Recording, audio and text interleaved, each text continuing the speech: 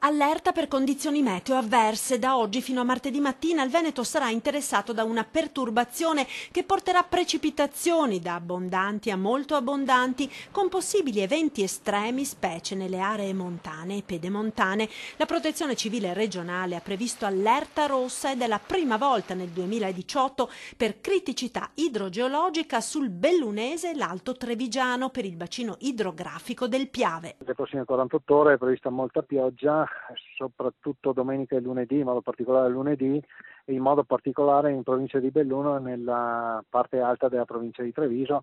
Ovviamente i bollettini sono appena stati inviati a tutti i comuni, a tutte le prefetture, ai vigili del fuoco, insomma a tutti i soggetti coinvolti, e quindi siamo già in preallerta anche per questo evento. La prefettura di Belluno ha già convocato l'unità di crisi per il sistema di protezione civile provinciale per monitorare il preannunciato peggioramento delle condizioni meteo, ed il prefetto Francesco Esposito ha chiesto a tutte le componenti del sistema provinciale di protezione civile e ai sindaci la massima attenzione ed il costante monitoraggio della situazione, specie nei punti che sulla base delle pianificazioni comunali d'emergenza sono maggiormente a rischio.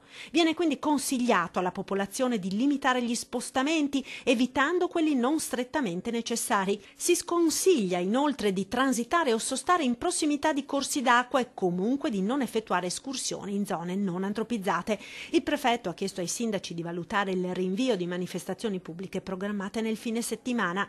Analoghe raccomandazioni a Vittorio Veneto, dove il sindaco Roberto Tonon invita i cittadini a limitare gli spostamenti all'effettiva necessità e ad assumere tutte le dovute precauzioni connesse all'allarme indicato, in particolare in prossimità delle zone a rischio geologico ed idraulico. La Regione Veneto intanto ha attivato già ieri la sala operativa della Protezione Civile. Già la nostra sala operativa è aperta e sta verificando minuto per minuto l'evoluzione del meteo con tutti i nostri sistemi di modellazione meteo, e modellazione idrologica, modellazione idraulica, quindi stiamo assolutamente seguendo l'evolversi della situazione meteo. Allarme anche a Venezia per l'acqua alta che, favorita dal vento di scirocco, potrà raggiungere, secondo le previsioni del centro maree del comune, i 132 centimetri tra lunedì e martedì.